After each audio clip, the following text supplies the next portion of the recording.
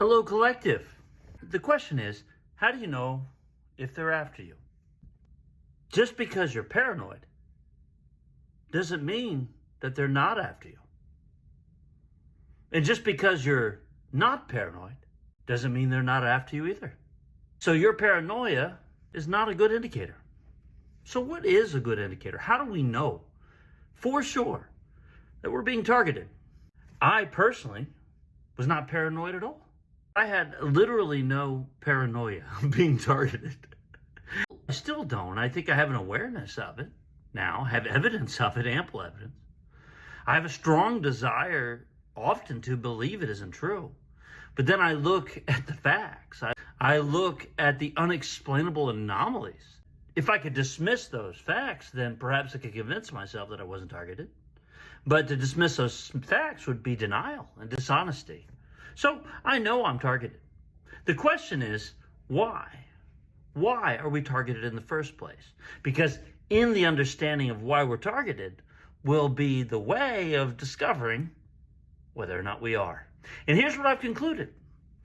The way to know for sure that you're targeted is that you're a truly loving being.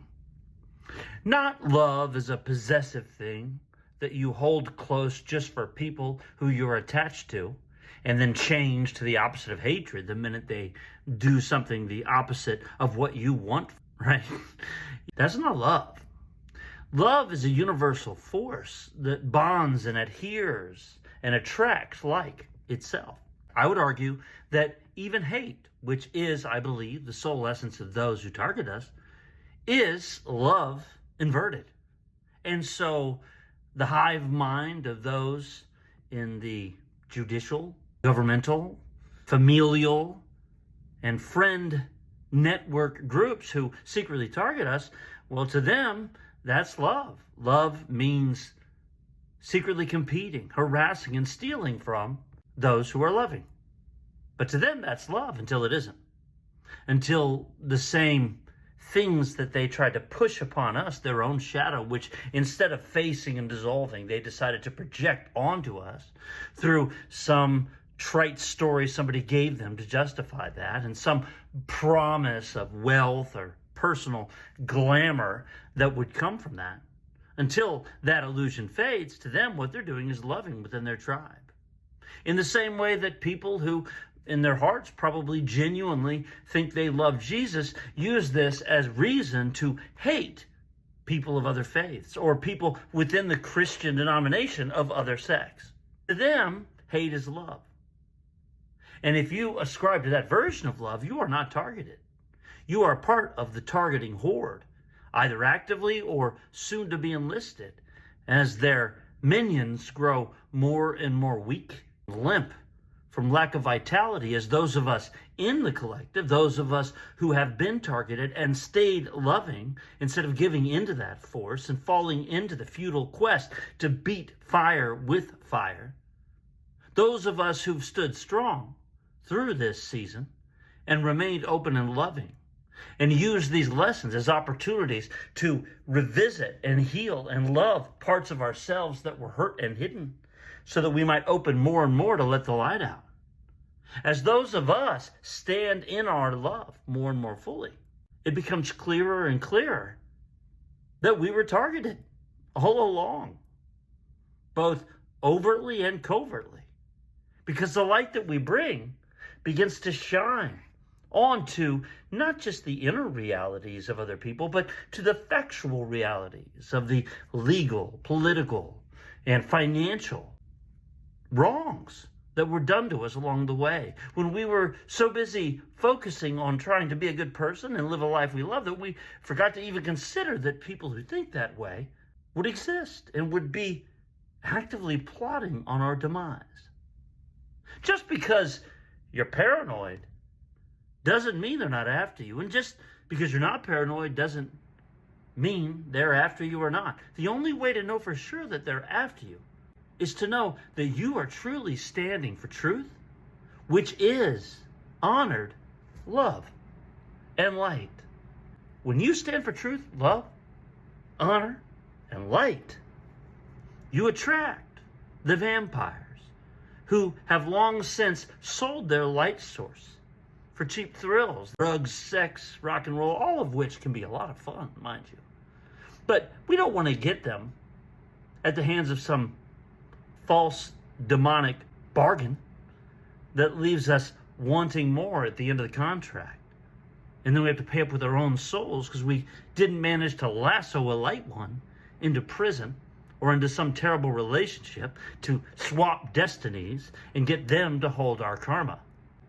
Don't be paranoid. But they are after you, if you like me.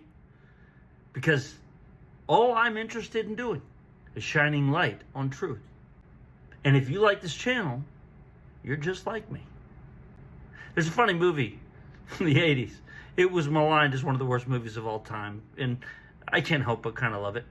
It's called Ishtar. It's about these two douchebags who want to have a music career, and they get offered this opportunity to go out into the desert and sing their songs, but it was really part of an espionage mission. But the thing that always comes to me is a song that they sang, which was stupid but true. He goes, telling the truth is dangerous business. Honest and popular don't go hand in hand. If you ever learn to play the accordion, you'll never... something in a rock and roll band. I don't know. But the phrase telling the truth is dangerous business is what always comes to me. Every time I put up a video here, and because it's true, it gets all these attacks, and sometimes they get it to take it offline. I think of that song, and I laugh. Telling the truth is dangerous business to the ego. But if you're truly committed to love, which is light, which is truth, your ego's in a pickle. Fortunately, though, the ego is itself not ultimately true. Our true identity was there shining radiantly when we were born, and the ego was an artifice that we created, understandably, like we wear clothes in order to navigate a world that was not based on truth as being a primary value. And yet here we stand in an interesting time. Right? The old Chinese proverb said, may you live in interesting times. Well, we live in really interesting times. We live in an interesting pivotal moment of the most interesting time, where the tables are truly turning to where those of us who have, for whatever reason, managed to discern the importance of truth and love and light and stand for that without becoming bitter despite the slings and arrows of the targeting that was done upon us our whole life. This is our time to shine. This is our time to be given the power to call judgment with love and have the divine laws ultimately trump even the man-made laws that they made seem so on high and impervious to human judgment. Many people have been locked up for the wrong reasons over the years. Many earth angels, many of our brothers have been done injustices by this system. And ours, as people committed to being loving, is not to judge them and get angry, but to let our light shine in love, to join together, and to call judgment as in call for divine law to restore karmic balance in all situations, no matter how seemingly high the authority is who made those false judgments. So I want to thank you for being the kind of person who has stuck with it through thick and thin while being targeted. Yes, you have been. But the time is now for those tables to turn and for us to receive what is karmically due, be that a literal inheritance, a spiritual one, a communal inheritance, all the above. So thank you for sticking with it, and thank you for joining me in the effort. And if you want to dive deeper, make sure to sign up for my Matrix Escape Society, this online community that will allow us to dive deeper into truth in a world that doesn't yet still really appreciate that. I've got a lot to share. And if you are who I think you are, you're going to love it. Take care, Collective. Talk soon.